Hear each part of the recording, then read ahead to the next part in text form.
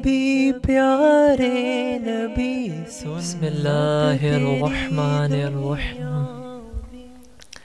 سب سے پہلے تو یار میرا تو اصل مقصد یہ ہے کہ میں آج پہلی دفعہ درس قرآن میں یوں تو میں آتا رہتا ہوں، لیکن فرسٹ ٹائم ہے کہ میں آ کر ریکارڈ کر رہا ہوں کوئی بات، اور یہ بڑا پریشر بھی فیل ہو رہا ہے کیونکہ ماشاءاللہ سے بہت بڑا پلیٹ فارم ہے، اور میرے خیال میں شاید لاکھوں لوگ سنتے ہیں اس کو. میرے سامنے بھی کلپس آتی رہتی ہیں، اور بڑا پلیٹ فارم ہے، اور ہے بھی فلاحی کام کے لیے، کیونکہ یہ بھی بڑی بات ہے اللہ پاک کی طرف سے.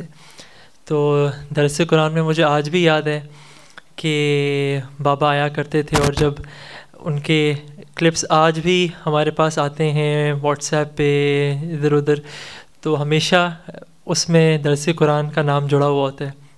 تو میری بڑی خواہش تھی کہ میں کبھی نہ کبھی آ کر درس قرآن کے ساتھ بیٹھ کے بات کروں، لیکن میرا اصل مقصد آج سننے والوں کے لیے بھی ہے، اور جو لوگ یہاں آئے ہیں سب سے میرا جو بات کرنے کا مقصد ہے وہ آپ لوگوں سے، کیونکہ قیامت والے دن نا سب سے زیادہ جو چیز انسان کی پکڑی جائے گی وہ ہوگی اس کے دل کی حال. جیسے نہیں ہم کہتے کہ اعمال کا دار و مدار کس کے ساتھ ہے؟ نیتوں کے ساتھ. تو قیامت والے روز اخلاص کے اوپر فیصلے ہوں گے.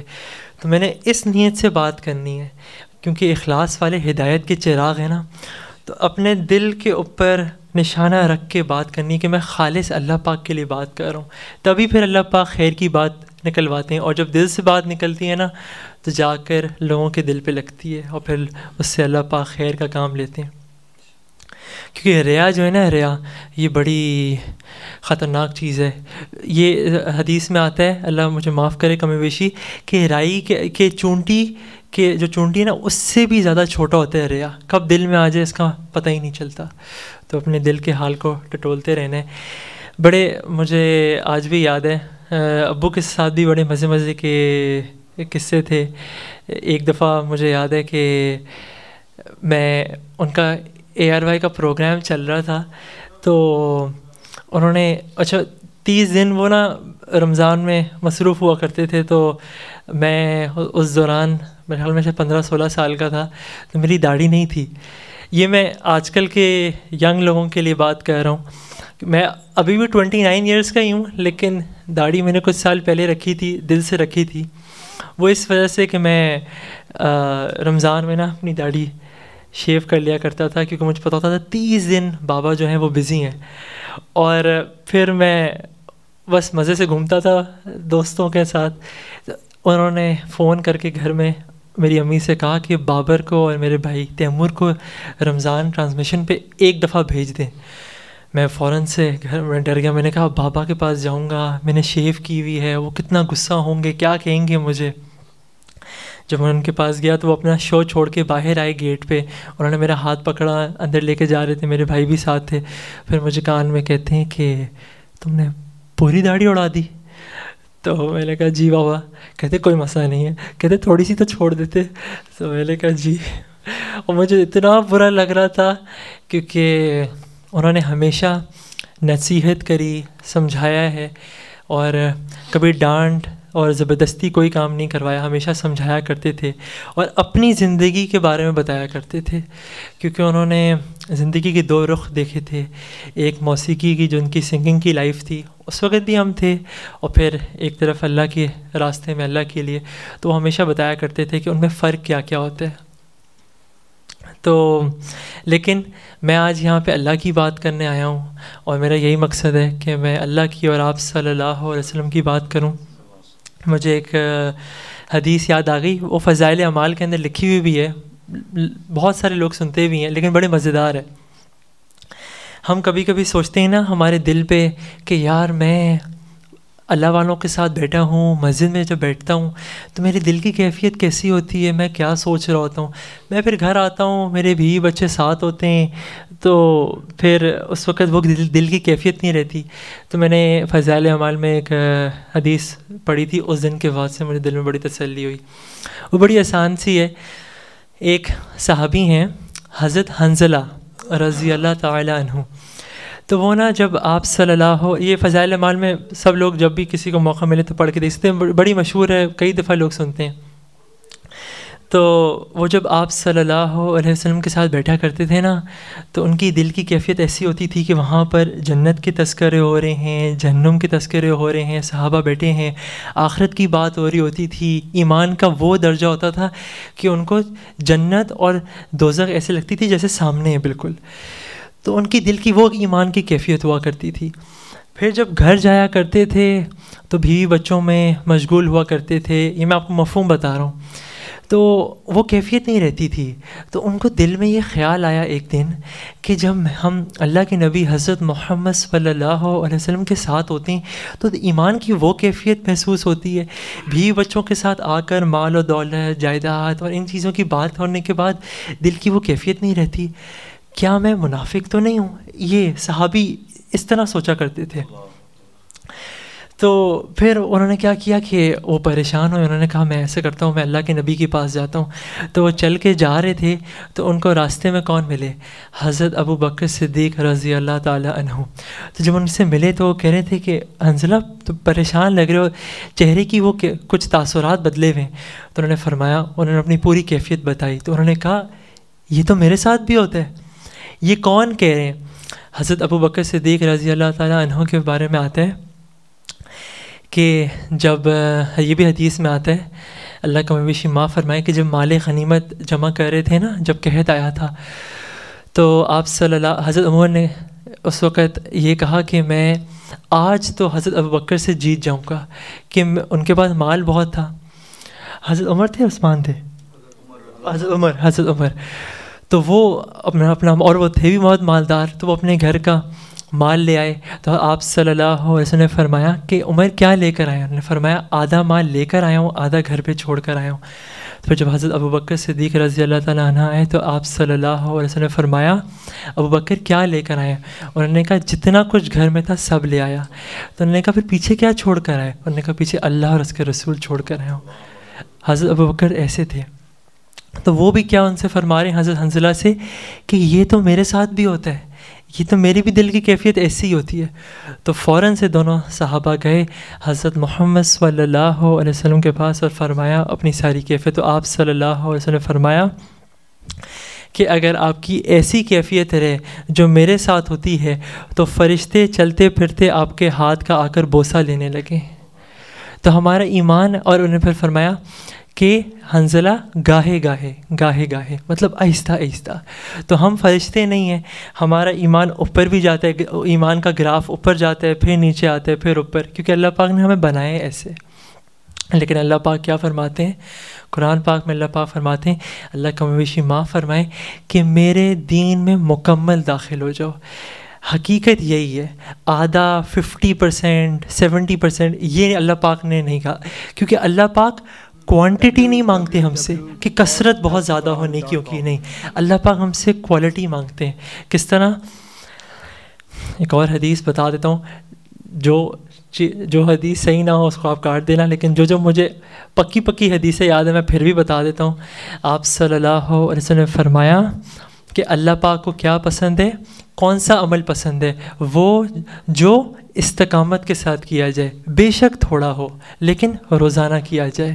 اور حضرت عائشہ رضی اللہ تعالیٰ عنہ وہ اعمال کرتی تھیں جو استقامت کے ساتھ ہوا کرتے تھے. یہ حدیث کے مفہوم آپ کو بتا رہا ہوں.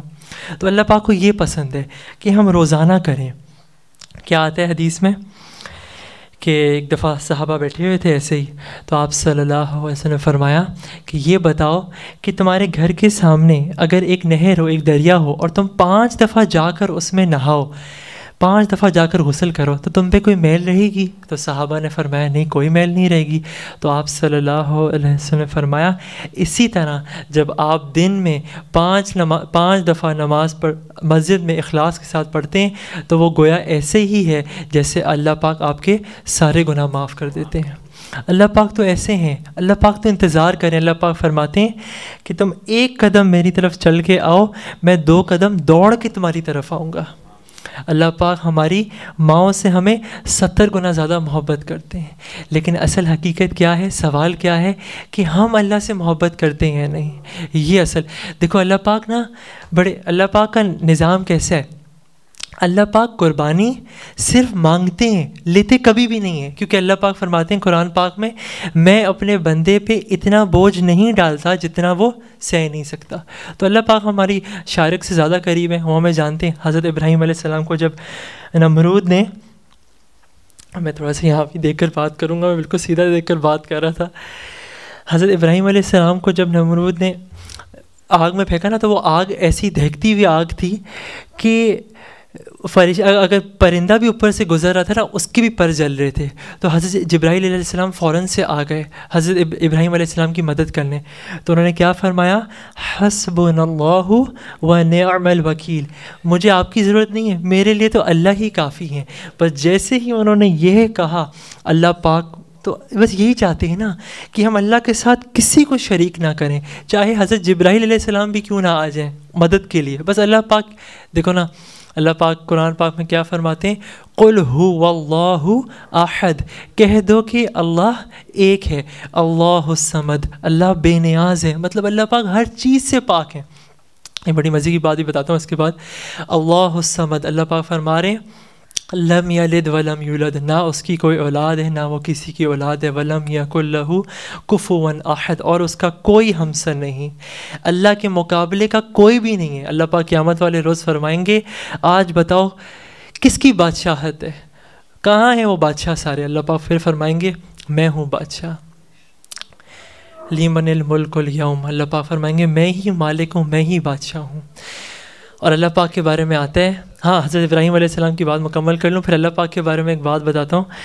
تو اللہ پاک نے پھر آگ سے براہ راست حکم کیا کہ ابراہیم کے لیے سلامتی والی ہو جائے. تو پھر لوگ ان سے پوچھا کرتے تھے کہ 40 دن آپ کے آگ میں کیسے گزرے. انہوں نے فرمایا میرے آگ میں بہترین دن تھے وہ جو میرے 40 دن آگ میں گزرے. رسی بھی جل گئی، ہر چیز جل گئی، ان کا ایک بال بھی نہیں جلا. یہ ایسی آگ ہو گئی. بتاؤ کس نے کیا؟ اللہ پاک نے کیا. اور دیکھو ہم سب نے ایک نہ ایک دن اللہ پاک کے پاس لوٹنا ہے. حدیث میں کیا آتا ہے، میری امت کی عمریں 60 سے 70 سال کے درمیان ہے، بس اسی کے اندر محنت کرنی ہے. اور پھر آخرت کی زندگی کیا ہے، حدیث میں آتا ہے آپ صلی اللہ علیہ وسلم نے ایسے کر کے انگلی پانی میں ڈال کے نکالی، ایک قطرہ پانی کا باہر آیا. آپ صلی اللہ علیہ وسلم نے فرمایا، حدیث کا مفہوم ہے یہ ہے دنیا، باقی سمندر جو ہے وہ آخرت ہے. تو آخرت ہمیشہ ہمیشہ کے لیے. اور اللہ پاک کیسے ہیں، اللہ پاک فرماتے ہیں سارے انسان جمع ہو جاؤ، آپ میں ہم سب جمع ہو جائیں. ٹھیک ہو گیا. پھر اللہ پاک فرماتے ہیں اب فرشتے بھی جمع ہو جائیں، پھر جن بھی جمع ہو جائیں، پھر اللہ پاک کی جتنی جاندار بے جان مخلوق ہے ساری جمع ہو جائیں. اب سب اللہ پاک کی تعریف لکھنا شروع کریں. اللہ پاک فرماتے ہیں قلم ختم ہو جائے گا، یہ بھی جو بیابان ہے یہ ختم ہو جائے گا، صحرا ختم ہو جائے گا، آسمان ختم ہو جائے گا، زمین ختم ہو جائے گی. اللہ پاک فرماتے ہیں پھر سارے نبی بھی آ جائیں، وہ بھی اللہ پاک کی تعریف لکھنا شروع کریں. ساری کائنات، سورج چاند ہر چیز ختم ہو جائے گی، لیکن اللہ پاک کی تعریف ختم نہیں ہو سکتی. اللہ پاک ایسے ہیں. تو ہم نے کیا کرنا ہے، دنیا میں رہتے ہوئے اللہ پاک کو راضی کرنا ہے. اور اللہ پاک کو راضی کرنا بڑا آسان ہے. ہم ایک دفعہ کہہ دیں نا اللہم اغفر لی، اللہ پاک ہمارے سارے گناہ معاف کر دیتے ہیں. بس ایک دفعہ سچے دل سے کہنا ہوتا ہے. بس اللہ پاک یہی چاہتے ہیں کہ ہم بار بار اللہ پاک سے توبہ کریں. ایک حدیث میں آتا ہے کہ جس نے یہ پڑھ لیا استغفر اللہ الذی لا الہ الا هو الحی القیوم واتوب الیہ، حدیث کا مفہوم ہے کہ اگر وہ جنگ سے بھی بھاگا ہوا اور اس نے یہ پڑھا ہو تو اللہ پاک اس کے وہ گناہ بھی معاف کر دیں گے. جبکہ کتنا بڑا گناہ ہے جنگ سے بھاگنا، تو اس کو اس سے ترجیح دی گئی ہے. اللہ پاک صرف چاہتے ہیں کہ ہم اللہ کے بن کے یہ زندگی گزاریں. اور آپ اور میں دیکھو نا، تبلیغ میں جب میں ایک دفعہ بابا کے بعد نا، میں جب پہلی دفعہ وہ مجھے نا اپنے ساتھ جماعت میں لے کر جا رہے تھے اللہ کے راستے میں 3 دن کے لیے. تو وہ کہتے ہیں آؤ میرے ساتھ چلو. تو جب میں ان کے ساتھ گیا تو میری دل کی وہ کیفیت نہیں تھی, تو میں اس بات کو سمجھا نہیں کہ وہ 3 دن کیسے تھے, جب کہ اس میں ہم نے کھانا پینا کیا, سوئے, ہنسی مذاق کیا, وہ انجوائمنٹ کی جو کبھی ہم نے آج تک گھر میں نہیں کی تھی, لیکن اندر سے وہ کیفیت نہیں تھی نا. تو جب میں مسجد سے جڑنا شروع ہوا نا تو مجھے ایک ساتھی نے کہا کہ دیکھیں آپ کو آپ کے ابو کی طرف سے آپ کی دنیا کی بہت ساری چیزیں آپ کو مل سکتی ہیں, لیکن یہ یاد رکھنا اس دین کی محنت کے لیے آپ کو خود میدان پہ اترنا پڑے گا, یہ آپ کو وراثت میں نہیں ملے گا, اس کے لیے آپ کو روزانہ خود محنت کرنی پڑے گی. دیکھو نا انہوں نے کیا مثال دی, حضرت نوح علیہ السلام کا بیٹا ناکام ہو گیا. کیوں؟ کیونکہ انہوں نے اللہ کی بات نہیں سنی. جب سب کشتی پہ جا رہے تھے تو وہ پہاڑ کی چوٹی پہ چڑھ گئے. جب اللہ پاک نے کہا کہ وہی بچے گا صرف جو اس وقت کشتی پہ رہے گا, 80-82 لوگ بچ گئے, باقی سارے ناکام ہو گئے. حضرت ابراہیم علیہ السلام کے والد وہ ایمان نہیں لائے تھے, آپ صلی اللہ علیہ وسلم کے چچا ایمان نہیں لائے تو وہ ناکام ہو گئے. تو ہمارا کامیابی ناکامی کس میں ہے؟ لا الہ الا اللہ محمد رسول اللہ, یہ ہماری کامیابی ہے, بس اس کے علاوہ اور کوئی کامیابی ہے ہی نہیں. جب کلمے والی زندگی دل میں آ جائے گی بس پھر اللہ پاک آپ کو اپنے مقام پہ رہتے ہوئے, آپ جہاں کہیں بھی ہو دنیا میں, آپ امریکہ میں ہو, آپ لنڈن میں ہو, کینیڈا میں ہو, پاکستان میں ہو, اللہ پاک آپ کو وہاں پہ رہتے ہوئے بادشاہوں والی زندگی دیں گے. کیوں دیں گے؟ حدیث میں آتا ہے آپ صلی اللہ علیہ وسلم نے فرمایا کہ اللہ پاک فرماتے ہیں دنیا اللہ پاک کے لیے کیسی ہے, ایک مچھر کے پر کے برابر بھی نہیں ہے. اگر اس سے زیادہ ہوتی تو اللہ پاک کفار کو ایک گھونٹ پانی کا نہ پلاتے. تو اللہ کی یہاں دنیا کی یہی اہمیت ہے.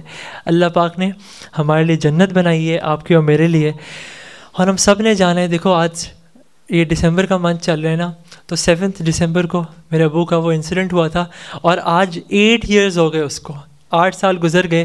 وہ اپنے ساتھ کیا لے کر گئے؟ صرف اور صرف اپنے اعمال. تو اگر سنگنگ کرتے ہوئے اسی طرح دنیا سے جاتے تو قیامت والے روز اسی طرح اٹھتے, کیونکہ ہم جس حالت میں اس دنیا سے جائیں گے اسی طرح قیامت والے روز اٹھیں گے. بس یہ اس دنیا کی حقیقت ہے, لیکن اس کے لیے روزانہ کی محنت ہے. ایک قرآن کی ایک آیت ہے, میں پڑھ دیتا ہوں. اس کا میں نے اسی وقت سنا تھا جب میں نیا تبلیغ میں ایسے جوڑ رہا تھا, تو مجھے کسی نے اس کے بارے میں بتایا تھا. ایک قرآن کی ایک آیت ہے سورہ سجدہ کی, سب لوگ جانتے ہیں, میں عالم نہیں ہوں لیکن کیونکہ یہ میرے دل کے اتنے قریب ہے میں اس لیے آپ لوگوں کے سامنے پڑھ دیتا ہوں. آیت ہے ربنا ابصرنا وسمعنا فرجعنا نعمل صالحا انا موقنون. یہ اتنی بڑی آیت ہے, لیکن یہ دنیا میں رہتے ہوئے کی نہیں ہے, یہ دنیا سے جانے کے بعد کی ہے. ہم اللہ پاک سے کہیں گے اے اللہ, کیونکہ آپ بتاؤ آپ نے اللہ کو دیکھا ہے؟ نہیں دیکھا. آپ صلی اللہ علیہ وسلم کو دیکھا ہے؟ نہیں. فرشتوں کو دیکھا ہے؟ حضرت جبرائیل علیہ السلام, میکائیل علیہ السلام, اسرافیل جو ہماری روح نکالنے آئیں گے, حضرت اسرائیل علیہ السلام, ان کو بھی نہیں دیکھا. جنت نہیں دیکھی, جہنم نہیں دیکھی, پول صراط نہیں دیکھی, محشر کا میدان نہیں دیکھا, کچھ بھی نہیں دیکھا. تو پھر سودا کس کے اوپر ہے؟ غیب کے اوپر ہے. جب اللہ پاک کو اس وقت دیکھیں گے نا تو ہم اللہ سے کہیں گے اے اللہ اب آپ کو دیکھ لیا, اور یہ اس قرآن کی آیت کا مفہوم بتا رہا ہوں آپ کو, اور آپ کے جو وعدے تھے وہ بھی سن لیے, وہ سچے تھے کہ ان نیک اعمالوں کے بدلے آپ نے جنت دینی تھی. ایک موقع دیں, ابھی دنیا میں جائیں گے, ساری زندگی آپ کے نیک کام کریں گے. بتاؤ میرے ابو دنیا سے چلے گئے آج سے 8 سال پہلے, اب وہ آ سکتے ہیں واپس؟ نہیں آ سکتے. جو انہوں نے اپنی 52 ایئرس کی لائف میں کیا, بس قیامت والے روز اسی کے اوپر فیصلہ ہو جائے گا. اور اسی طرح آج آپ اور میں بھی اس وقت دنیا کے اوپر رہیں گے یا اس وقت آج دنیا قبر زمین سے نیچے قبر میں جائیں گے, یہ بھی ہم نہیں جانتے. حدیث میں آتا ہے آپ صلی اللہ علیہ وسلم نے فرمایا کہ میں یہاں سلام بھیج رہا ہوں, مجھے یہ بھی نہیں پتہ میں یہاں سلام بھیج سکتے ہیں نہیں. موت نے ہمیں ایسے جکڑا ہوا ہے, موت تو ایسی ہے. لیکن ہم پریشان کس چیز کے اوپر ہوتے ہیں؟ ہم رزق کے پیچھے پریشان ہوتے ہیں. یہ بھی حدیث میں آتا ہے آپ صلی اللہ علیہ وسلم نے فرمایا رزق ہمیں ایسے تلاش کرتے ہیں جیسے موت, وہ تو مل کر رہے گا.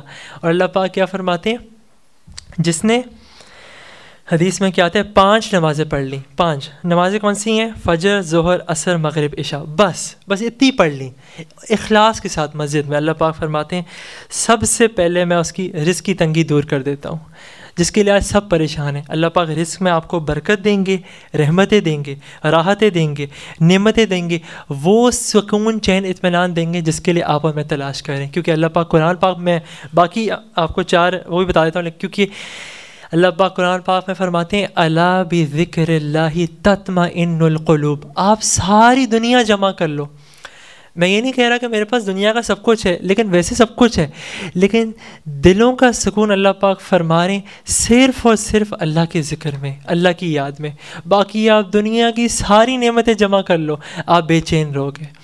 ایک اور پھر اللہ پاک آگے فرماتے ہیں کہ اللہ پاک یہ نماز کے بدلے میں اللہ پاک فرما رہے ہیں 5 نمازیں ہیں نا, تو 5 چیزیں اللہ پاک فرما رہے ہیں قبر کا عذاب نہیں دوں گا, پوست صراط میں سے بجلی کی طرح گزاروں گا, نام اعمال سیدھے ہاتھ میں دوں گا, اور بغیر حساب کتاب کے جنت میں داخل کروں گا. اللہ پاک ایسے ہیں. اور ایک سبحان اللہ کہہ دینے سے اللہ پاک فرما رہے ہیں, حدیث میں کیا آتا ہے کہ جنت میں ایسا درخت اللہ پاک بناتے ہیں کہ عربی نسل کا گھوڑا 100 سال تک بھاگتا ہے, اس کا سایہ ختم نہیں ہوگا. یہ کس کے لیے؟ آپ کے اور میرے لیے. دیکھو ہم نے دنیا سے جانا ہے, یہ سب سے بڑی حقیقت ہے, یہاں رہنا نہیں ہے. اور اللہ پاک کیا فرماتے ہیں کہ میں نے, حدیث میں کیا آتا ہے, آپ صلی اللہ علیہ وسلم نے فرمایا کہ اللہ پاک فرماتے ہیں میں نے اپنے نیک بندوں کے لیے جنت میں ایسی ایسی چیزیں تیار رکھی ہیں نہ کبھی کسی آنکھ نے دیکھی, نہ کبھی کسی کان میں نے اس کو سنی, نہ کبھی کسی دل میں اس کا خیال آ سکتا ہے. اللہ پاک نے آپ کے اور میرے لیے ایسی ایسی نعمتیں رکھی ہوئی ہیں. میری بات بہت لمبی ہوگی نا؟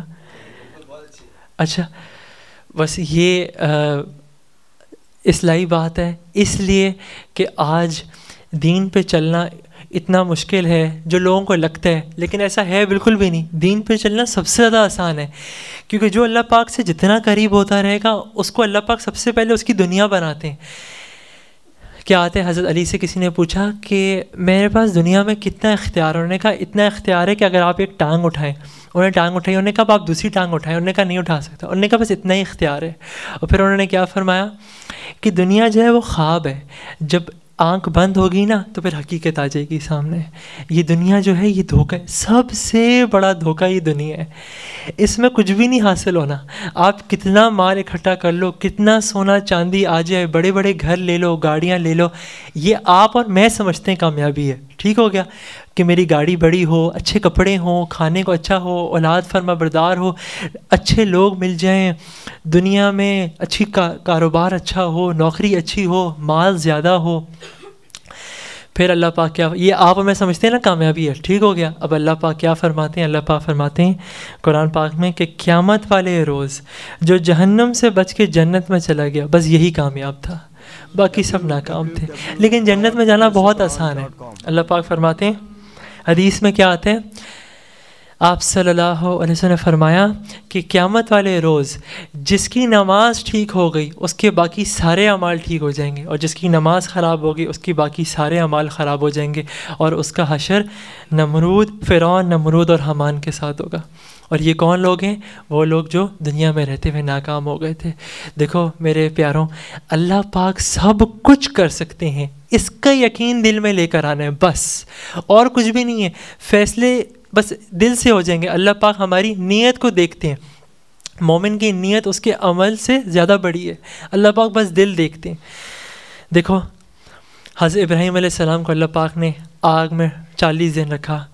پھر حضرت یونس علیہ السلام کو اللہ پاک نے مچھلی کے پیٹ میں 40 دن رکھا. انہوں نے بس کیا پڑھا؟ لا الہ الا انت سبحانک انی کنت من الظالمین. یہ اللہ پاک مجھ سے غلطی ہو گئی. اللہ پاک نے ان کو 40 دن مچھلی کے پیٹ میں پالا, اور پھر اس کے بعد مچھلی نے ان کو نکال دیا. حضرت یوسف علیہ السلام کو اللہ پاک نے کنویں سے لے کر بادشاہ کی تخت تک بٹھا دیا. تو اللہ پاک سب کچھ کر سکتے ہیں. آج اگر ہم اپنے گھروں میں بیٹھ کر یہ سمجھیں گے کہ ہم وہ دین سیکھ لیں گے جو آپ صلی اللہ علیہ وسلم ہم پر لے کر آئے ہیں, تو یہ آپ صلی اللہ علیہ وسلم کی سنت نہیں ہے. ان کی سنت کیا ہے میں آپ کو بتاتا ہوں, ہم سب جانتے ہیں. میری بات بھی وہی ہے جو سب کی بات ہوتی ہے, کیونکہ دین ایک ہی ہے جو حضرت محمد صلی اللہ علیہ وسلم لے کر آئے ہیں. جب طائف کے سفر میں گئے, آپ بتاؤ کس کام کے لیے گئے تھے؟ کسی دنیا کے کام کے لیے گئے تھے؟ کاروبار کے لیے گئے تھے؟ نہیں, صرف اور صرف اللہ کا پیغام لے کر گئے تھے ان کے پاس. انہوں نے پھر آگے سے کیا کیا؟ انہوں نے نعوذ باللہ بہت ساری باتیں کریں اور پھر ان کے پیچھے شرارتی لڑکے لگائے، ان کو پتھر مارے، یہاں تک کہ ان کے نالین مبارک خون سے بھر گئے. لیکن انہوں نے دعا کر کے کیا کہا، یا اللہ پاک ان کو نہیں تو ان کی آنے والی نسلوں کو اللہ پاک ہدایت دیں. اور پھر طائف والے لوگوں نے بعد میں ان کی نسلوں نے اسلام قبول کر لیا، ایمان لے آئے وہ لوگ. تو بس میرے بھائیوں، ہم نے یہی کرنا ہے. اور بڑے مزے کی بات ہے، ایک اور میں آپ کو ہم نماز کی اہمیت نہیں ہے نا ہمارے دل میں، نماز کتنی بڑی چیز ہے. چلو نماز کی اہمیت ہم کس طرح دل میں لے کر آئیں. قرآن جو ہے وہ سب سے پہلے غار حرا میں جب آپ صلی اللہ علیہ وسلم تھے تب نازل ہونا شروع ہوا دنیا میں. باقی سارا دین دنیا میں اللہ پاک نے حضرت جبرائیل علیہ السلام کے ذریعے، وحی کے ذریعے آیا کرتا تھا. لیکن نماز اللہ کا ایک ایسا تحفہ ہے، کیونکہ کلمے کے بعد سب سے بڑا حکم نماز کا ہے نا. تو نماز اتنا بڑا تحفہ ہے. اس کے بعد کچھ تھوڑے سے نعت کی بھی اشعار پڑھ لیتا ہوں. میں نعت بہت پڑھ لوں؟ اوکے، میں اس والے واقعے کے بعد نعت پڑھ لیتا ہوں، کیونکہ یہ ہے اتنا بڑا کہ اللہ پاک قرآن پاک میں فرما رہے ہیں کہ رات کے اس تھوڑے سے حصے میں اللہ پاک نے آپ صلی اللہ علیہ وسلم کو معراج کے سفر پہ جب بلایا، تو جب عرش پہ اللہ پاک کے پاس گئے تو حضرت جبرائیل علیہ السلام نے فرمایا کہ اب اس کے آگے میں نہیں جا سکتا. تو اللہ پاک نے اپنے حکم سے آپ صلی اللہ علیہ وسلم کو اپنے پاس عرش پہ بلا لیا، اور پھر وہاں جا کر اللہ پاک نے جو بھی آپ صلی اللہ علیہ وسلم سے بات کری، لیکن نماز کا تحفہ دیا اور 50 نمازیں دیں. میں نماز کی اہمیت آپ کو بتا رہا ہوں. تو آپ یہ میں نے ایک دفعہ پڑھی تھی، اللہ مجھے معاف کرے، میں عالم نہیں ہوں، لیکن یہ بخاری کی حدیث تھی، میرے پاس ایک دفعہ لکھی ہوئی تھی تو میں پڑھ رہا تھا اس کو، تو میں آپ کو اس کا مفہوم بتا رہا ہوں. تو آپ صلی اللہ علیہ وسلم واپس آ رہے تھے 50 نمازیں لے کر. تو بیچ میں حضرت موسیٰ علیہ السلام سے ملاقات ہوئی، تو انہوں نے فرمایا کہ اللہ پاک نے آپ کو کیا دیا؟ انہوں نے کہا اللہ پاک نے میری امت کے لیے مجھے 50 نمازیں دیں. انہوں نے کہا 50 نمازیں آپ کی امت نہیں پڑھ سکتی، آپ اللہ پاک سے جا کے اس کو کم کروائیں. پھر آپ صلی اللہ علیہ وسلم پھر سے اوپر گئے، انہوں نے پھر اوپر گئے، پھر نیچے آئے، پھر اوپر گئے، 45 40، پھر 35 30 25 20 15 10، آخر میں 5 رہ گئیں. اوپر گئے، پھر آئے، جاتے رہے، آتے رہے. جب آخر میں 5 نمازیں رہ گئیں نا، تو پھر جب آنے لگے تو حضرت موسیٰ علیہ السلام نے فرمایا اب کتنی رہ گئیں؟ انہوں نے کہا 5 نمازیں رہ گئیں. انہوں نے کہا آپ کی امت 5 نمازیں نہیں پڑھتی تھیں. تو آپ صلی اللہ علیہ وسلم نے فرمایا کہ اب مجھے شرم آ رہی ہے کہ اب میں اللہ پاک کے پاس جاؤں اور میں ان 5 نمازوں کو کم کرواؤں. اور پھر اللہ پاک پھر پتہ کیسے ہیں؟ اللہ پاک ہمیں ان 5 نمازوں کے بدلوں میں 50 نمازوں کا ثواب دیتے ہیں. ایک نماز کے بدلے میں اللہ پاک ہمیں 10 نمازوں کا ثواب دیتے ہیں. اور جو نماز ہم گھر میں پڑھتے ہیں نا اکیلے میں انفرادی، اور اس میں اور مسجد میں کتنا فرق ہے؟ حدیث میں آتا ہے، روایت میں آتا ہے، گھر کی نماز میں اور مسجد کی نماز میں 27 گنا زیادہ فرق ہے. وہ 27 گنا زیادہ ہے مسجد میں اجتماعی نماز پڑھنا. کیونکہ شیطان کا کام کیا ہے؟ ہمیں اجتماعی اعمال سے نکال کر انفرادی اعمالوں میں لگا دینا. یہ اس کی سب سے پہلی محنت ہوتی ہے کہ کس طرح اللہ والوں کے ماحول سے ہٹا کر اکیلا تنہا کر دیں، پھر اس کے بعد وہ آ کے پکڑتا ہے. اسی لیے ہمارا سارا دین جو ہے وہ اجتماعیت کے اوپر ہے، ایک ساتھ یونٹی کے اوپر، ایک ساتھ مل جل کر آگے بڑھنا. یہ ہمارا ایک حدیث میں آتا ہے، اللہ کا مویشی معاف فرمائے، جب صحابہ بیٹھے تھے نا ایک دفعہ آپ صلی اللہ علیہ وسلم کے پاس، تو انہوں نے پوچھا کہ ایک وقت ایسا آئے گا کہ لوگوں کو دین پہ چلنا مشکل ہو جائے گا، اور جو کفار ہوں گے وہ ہمارے اوپر حاوی ہوں گے، جیسے لوگ نہیں دسترخوان پہ جا کر ٹوٹتے ہیں. تو انہوں نے فرمایا کیوں، ہم کثرت میں کام ہوں گے؟ انہوں نے کہا نہیں، دنیا کی محبت دل میں آ چکی ہوگی اور مرنے کا ڈر ہوگا، دنیا کی محبت اور مرنے کا ڈر آ جائے گا. تو آج دیکھو ہمارے دل میں کیا ہے، مال زیادہ ہو جائے اور مرنے سے ہم ڈرتے ہیں سارے.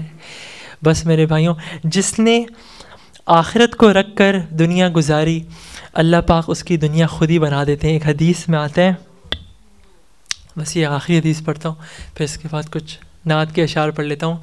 یہ میں نے حدیث سب سے پہلے سیکھی تھی، میرے دل کے بہت قریب ہے. ہمارا کلمہ کیا ہے؟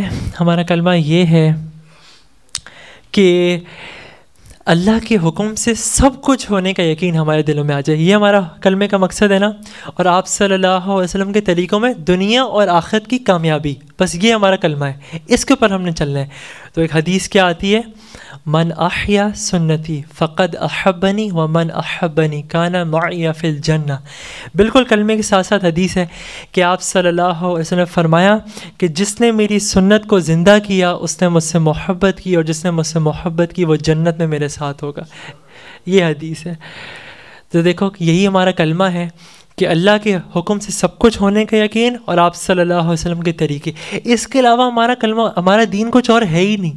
بس جو اللہ نے حکم دے دیا اس کو کیسے کرنا ہے، آپ صلی اللہ علیہ وسلم کے طریقے سے. بس اللہ پاک حکم دیتے ہیں نماز پڑھو، پھر آپ صلی اللہ علیہ وسلم نے ہمیں سکھایا. اللہ پاک کہتے ہیں روزہ رکھو، زکوٰۃ. ایک صحابی آئے آپ صلی اللہ علیہ وسلم کے پاس اور فرمایا کہ مجھے آپ دین کا خلاصہ بتائیں. اللہ کمی بیشی معاف فرمائے، میرے خیال میں حضرت معاذ رضی اللہ تعالیٰ عنہ تھے. تو آپ صلی اللہ علیہ وسلم نے فرمایا یہ زبان یہ دین کا خلاصہ ہے، پر اس کے اوپر سارے فیصلے ہو جائیں گے. اس کو ہم نے کہاں استعمال کرنا ہے؟ پھر اللہ پاک فرماتے ہیں فضائل اعمال میں لکھا ہوا ہے، اللہ پاک مفہوم کے طور پہ اس کو بتا رہے ہیں کہ میں تمہاری آنکھیں بن جاتا ہوں، میں تمہارے کان بن جاتا ہوں، میں تمہاری زبان بن جاتا ہوں، میں تمہارے ہاتھ بن جاتا ہوں، میں تمہارے پیر، میں تمہارا پورا جسم بن جاتا ہوں. یہ فضائل اعمال میں لکھا ہوا ہے، اس لیے کہ اللہ پاک فرما رہے ہیں پھر میں تم سے وہ کام لیتا ہوں جو میں چاہتا ہوں. اور پھر اللہ پاک قیامت والے روز فرمائیں گے اب وہی ہوگا صرف جو تم چاہو گے، کیونکہ تم نے دنیا میں رہتے ہوئے وہ کیا تھا جو میری چاہت تھی. مجھے بابا کی بہت ساری نعتیں تو نہیں آتی، مجھے بڑا ایسا بھی ہو گیا پڑھے ہوئے، لیکن مجھے یاد ہے میں جب پہلی دفعہ مجھے کسی نے کہا نا، ایک دفعہ ہم بیٹھے ہوئے تھے بابا کے ساتھ، تو انہوں نے کہا کہ اچھا یہ بتاؤ الہی تیری چوکھٹ اور محمد کا روزہ کون کون پڑھ سکتے ہیں؟ اسی طرح یہ میرا بیٹا بھی جنید ہے، تو اسی طرح میں بیٹھا ہوا تھا، میرے بھائی تیمور اور سیف، تو ہم نے کہا ہم پڑھ سکتے ہیں. انہوں نے کہا سناؤ. ہم تینوں نے سنائی. انہوں نے ایسے سر پکڑا، یا اللہ میرے کسی بیٹے کو یار نہیں پڑھنی آتی. تو ہم لوگ میرا پھر دل میں تھا، میں نے کہا یار بابا کو ایسا لگتا ہے کہ ہم نعت نہیں پڑھ سکتے. پھر میں نے بڑی محنت کرنی شروع کری، لیکن ان کی آواز تو اللہ پاک وہ ایک گاڈ گفٹیڈ آواز تھی. میں بس انہی کی کچھ نعتوں کے اشعار پڑھ دیتا ہوں جو مجھے سب سے زیادہ آتے ہیں. ایک ہے محمد کا روزہ قریب آ رہا ہے، وہ بھی اکثر لوگوں کے سب وہ پڑھا کرتے تھے، تو میں نے سن کے ان کی وہ نعت یاد کری. اور میں درس قرآن میں جب پہلی دفعہ آیا تھا تب بھی میں نے یہاں پر آ کر اسی طرح کی ایک نعت پڑھی تھی. پہلی دفعہ جب میں نعت پڑھ رہا تھا. ایک دفعہ سب درود پڑھ لیں.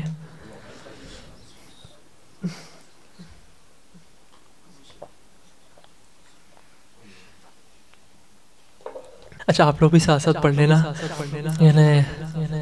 صبح ناشتہ بھی نہیں کیا، میری آواز بھی بیٹھ گئی اتنی دیر بولنے کے بعد.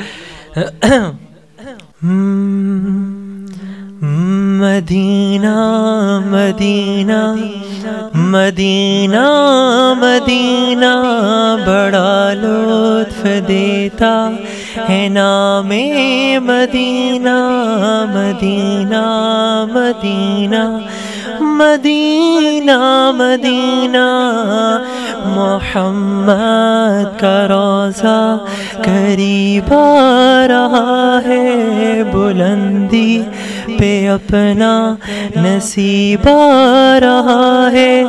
فرشتوں یہ دے دو پیغام ان کو کہ خادم تمہارا سعید آ رہا ہے، کہ خادم تمہارا سعید آ رہا ہے. مدینہ مدینہ مدینہ مدینہ محمد کا روضہ قریب آ رہا ہے، بلندی پہ اپنا نصیب آ رہا ہے. تمہیں کچھ خبر ہے کہاں جا رہا ہوں؟ رسول خدا ہے وہاں جا رہا ہوں. تمہیں کچھ خبر ہے میں کیا پا رہا ہوں؟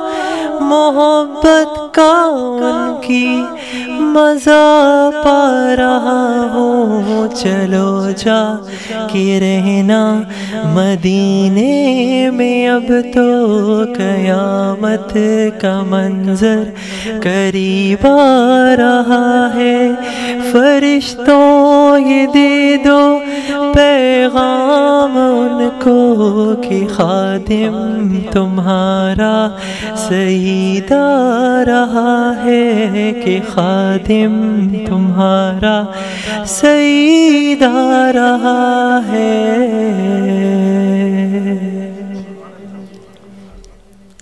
میرا گلا بالکل ہی بیٹھا ہے، بڑی مشکل سے پڑھی تھی یہ بھی، لیکن دل سے پڑھی تھی اور بالکل ہاں اچھا چلیں ایک اور پڑھ دیتا ہوں جو الہی تیری چوکھٹ، وہ بھی تھوڑی بہت مجھے یاد ہے۔ انشاءاللہ اب پہلی دفعہ آئے ہوں، انشاءاللہ اگلی دفعہ جب آؤں گا نا تو پکی کوئی نعت یاد کر کے آؤں گا اور انشاءاللہ سب کو سناؤں گا۔ یہ تو بس بابا کی جو سنی ہے بس اس لیے میں سنا رہا ہوں، کیونکہ آپ کی ان کے ساتھ ایک محبت ہے، اسی لیے آج میں یہاں بیٹھا ہوں۔ ورنہ میں بھی اگر وہ گانا گاتے ہوتے تو میں بھی کہیں اسٹیج پر ہی گا رہا ہوتا، یہاں پر تو نہیں آ کر بیٹھا ہوتا، کیونکہ ہر بچہ جو ہے، خاص طور پہ ہر لڑکا اپنے ابو کو اسی طرح آئیڈل سمجھتا ہے کہ اور انہی کے فٹ سٹیپس فالو کرتے ہیں۔ آج میرا بیٹا بھی جنید جب کبھی اس کو چینک آ جائے نا، ایسے چینک مارتا ہے تو وہ الحمدللہ کہتا ہے، کیونکہ شاید اس نے مجھے سنا ہوگا، کیونکہ میں نے تو نہیں اس کو سکھایا۔ تو بچے جو ہیں وہ آپ کو دیکھ کر ہی سیکھتے ہیں۔ تو ان کی ایک اور بھی ایک نعت ہے، الہی تیری چوکھٹ۔ الہی تیری چوکھٹ پر بھکاری بن کے آیا ہوں، سراپا فقر ہوں، ایک ذو ندامت ساتھ لایا ہوں۔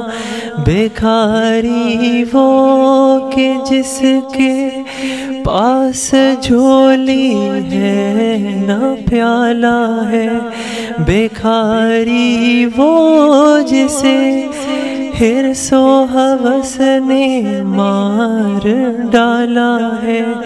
متاع دین و دانش نفس کے ہاتھوں سے لٹوا کر، سکون قلب کی دولت ہوس کی بھیٹ چڑھا کر، لٹا کر ساری پونجی غفلتوں اسیا کی دلدل میں سہارا لینے آیا ہوں۔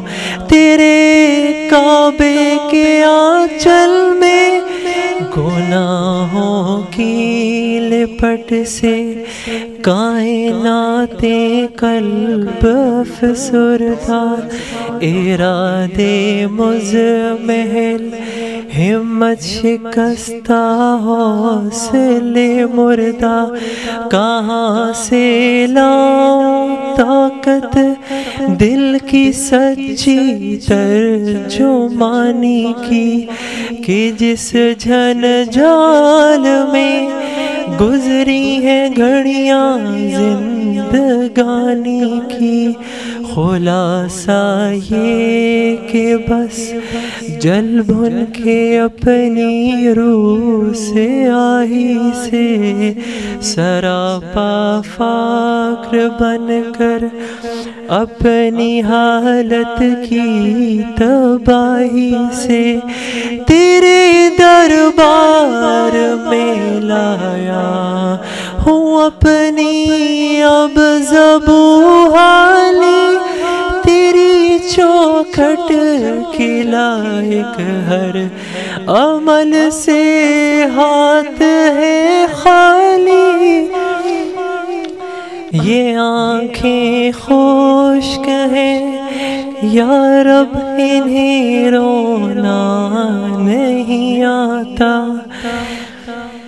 یہ آنکھیں خشک ہیں یا رب، انہیں رونا نہیں آتا، سلگتے داغ ہیں دل میں جنہیں دھونا نہیں آتا، الہی تیری چوکھٹ پر بھکاری بن کے آیا ہوں۔ اور کیا ابھی اور نہیں پڑ جائے گی، اب نا میں آنسو آ جائیں گے مجھے، ابھی تھوڑا سا رک کر پڑھ لیتا ہوں۔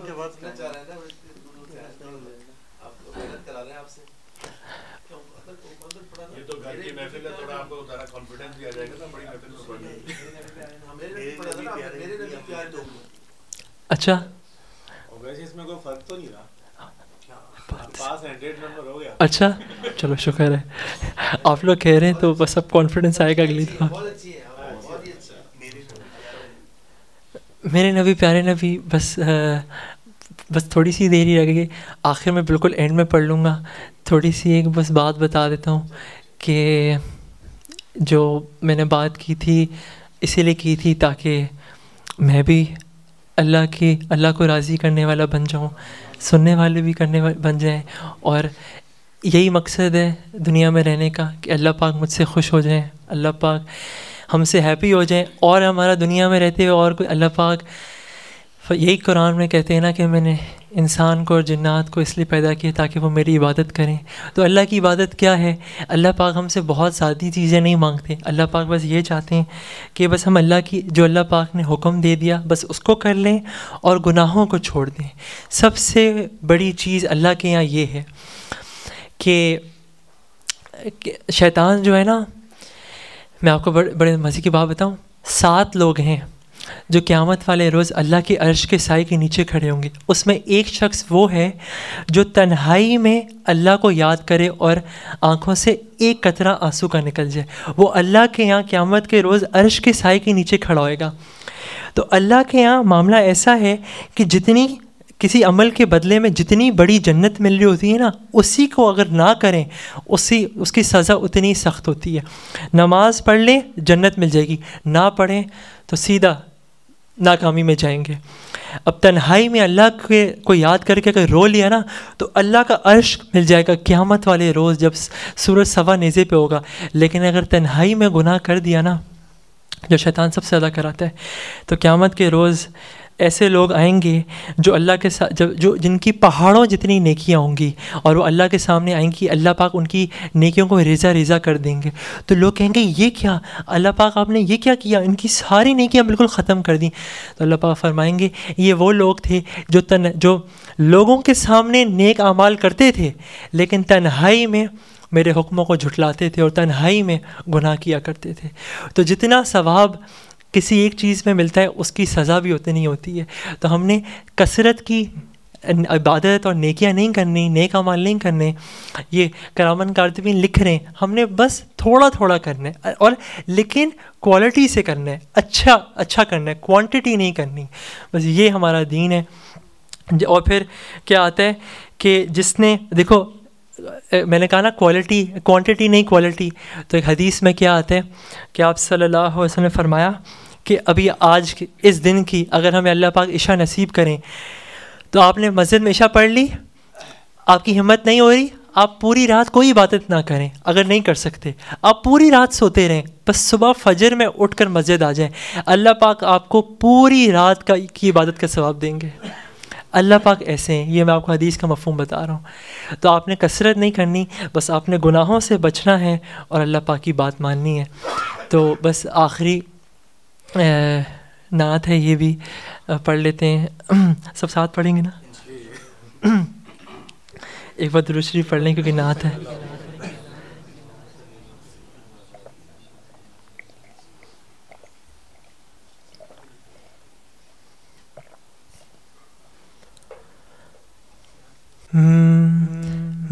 میرے نبی پیارے نبی سنت تیری دنیا دی، میرے نبی پیارے نبی سنت تیری دنیا शफाअत की अमा ए रहमतुल लिल आलमीन ए नबी प्यारे नबी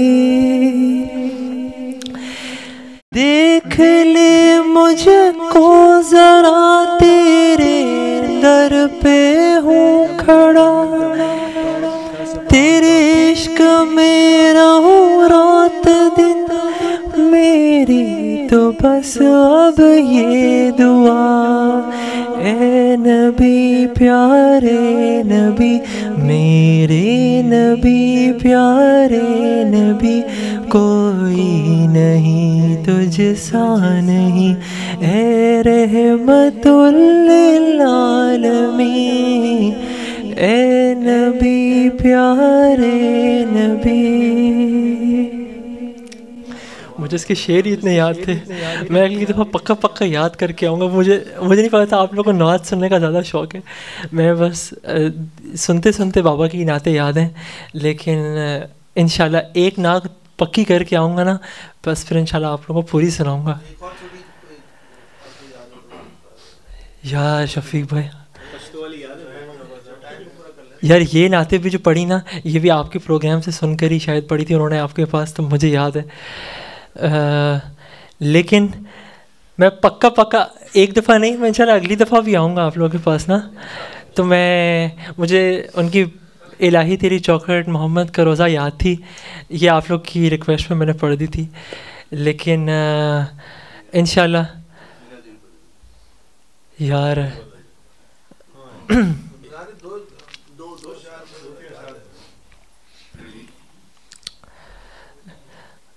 उसके अशार ही नहीं याद ना। अच्छा सोचता हूँ कोई, एक तो दिमाग ही नातों पे नहीं जा रहा, अगली दफ़ा रख लें।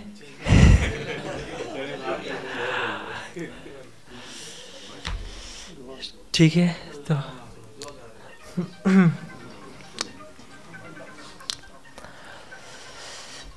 अल्लाहुम्मा सल्लि अला सय्यिदिना व मौलाना मुहम्मदिन व आलिहि व सहबिहि अजमईन।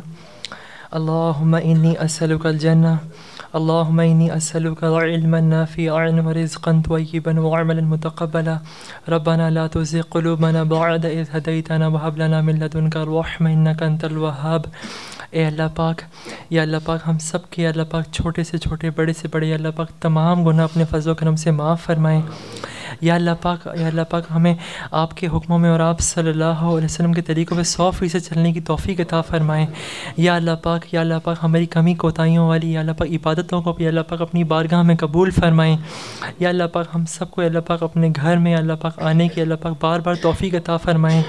या अल्लाह पाक हम सब से अल्लाह पाक अपने फ़ज़ल व करम से अल्लाह पाक दीन का काम लें। या अल्लाह पाक हमारी ज़िंदगी में अल्लाह पाक बरकतें अता फ़रमाएँ। या अल्लाह पाक रहमतें अता फ़रमाएँ। या अल्लाह पाक हमारे घरों में राहतें अता फ़रमाएँ, नेमतें अता फ़रमाएँ। ए अल्लाह पाक हम सबको या अल्लाह पाक हमारे घरों से अल्लाह पाक परेशानियों को दूर फरमाएँ। या अल्लाह पाक गमों को दूर फरमाएँ। या अल्लाह पाक हमें या अल्लाह पाक आजमाइशों में मत डाल। या अल्लाह पाक ए अल्लाह पाक हमसे राज़ी हो जाए। या अल्लाह पाक ए अल्लाह पाक या अल्लाह पाक जितने भी अल्लाह पाक हमने अल्लाह पाक गुनाह किए अल्लाह पाक, आप तो अल्लाह पाक गफ़ूर और रहीम है। या अल्लाह पाक उन सब गुनाहों को अल्लाह पाक नेकियों में बदल दें। अल्लाह पाक या अल्लाह पाक आज से अल्लाह पाक हम तौबा करते हैं। अल्लाह पाक हम सबको अल्लाह पाक नेक काम करने की तौफ़ीक़ अता फ़रमाएँ। ए अल्लाह पाक हम सबको या अल्लाह पाक हमसे या अल्लाह पाक उस तरह काम लें या अल्लाह पाक जैसे आपने सहाबा से लिया। ए अल्लाह पाक जो लोग या अल्लाह पाक इस दुनिया से चले गए अल्लाह पाक उनको भी माफ़ फरमाएँ। ए अल्लाह पाक जब हम इस दुनिया से जाएँ या अल्लाह पाक तो हमारा ख़ात्मा ईमान पे हो। या अल्लाह पाक ए अल्लाह पाक हमें दुनिया में रहते हुए या अल्लाह पाक हमसे अपना दीन का काम लें। या अल्लाह पाक हमारे घरों के अंदर या अल्लाह पाक दीन की फ़िज़ा को ज़िंदा कर दें। अल्लाह पाक या अल्लाह पाक सारे आलम में अल्लाह पाक अपनी दीन की फ़िज़ा को ज़िंदा कर दें। अल्लाह पाक या अल्लाह पाक अपने दीन के काम के लिए पाक हमें सारे आलम में लेकर जाएँ। अल्लाह पाक ए अल्लाह पाक یا اللہ پاک ہم سب کمزور ہیں، یا اللہ پاک ہمیں 5 وقت نماز جماعت اخلاص سے اللہ پاک مسجد میں پڑھنے کی توفیق عطا فرمائیں۔ یا اللہ پاک ہم یا اللہ پاک جب رمضان میں آئیں، یا اللہ پاک ہمیں رمضان میں اللہ پاک سارے روزے رکھنے کی توفیق عطا فرمائیں۔ یا اللہ پاک ہمیں اللہ پاک اتنا دیں کہ اللہ پاک ہمارا دینے والا ہاتھ ہو۔ یا اللہ پاک ہم سے اللہ پاک ہمارے مال کو اللہ پاک اس طرح خرچ کروائے اللہ پاک اپنے راستے میں اللہ پاک جس سے تو راضی ہو۔ اے اللہ پاک، یا اللہ پاک جتنی اللہ پاک ہم نے اللہ پاک غلطیاں کر دی ہیں، اللہ پاک ان غلطیوں کو اللہ پاک اپنے فضل و کرم سے اللہ پاک اپنی رحمت سے اپنے احسان سے اللہ پاک ان کو معاف فرمائیں۔ یا اللہ پاک جب ہم اس دنیا سے جائیں یا اللہ پاک تو ہمیں قبر کے عذاب سے بچائیں۔ یا اللہ پاک ہمیں یا اللہ پاک جہنم تو کیا اللہ پاک جہنم کے دھوئیں سے بھی یا اللہ پاک ہمیں جنت الفردوس میں اللہ پاک آپ صلی اللہ علیہ وسلم کے ساتھ عالی مقام عطا فرمائیں۔ اے اللہ پاک ہمیں یا اللہ پاک سارے عالم کے لوگوں کے لیے اللہ پاک استعمال کریں، اور اللہ پاک سارے عالم کے لوگوں کو اللہ پاک ہمیشہ ہمیشہ کی جہنم کی آگ سے بچا کے ہمیشہ ہمیشہ کی جنت میں اللہ پاک اپنے فضل و کرم سے بغیر حساب کتاب کے جانے کی توفیق عطا فرمائیں۔ صلی اللہ علیہ وسلم وعلی آلہ وصحبہ اجمعین برحمتک یا ارحم۔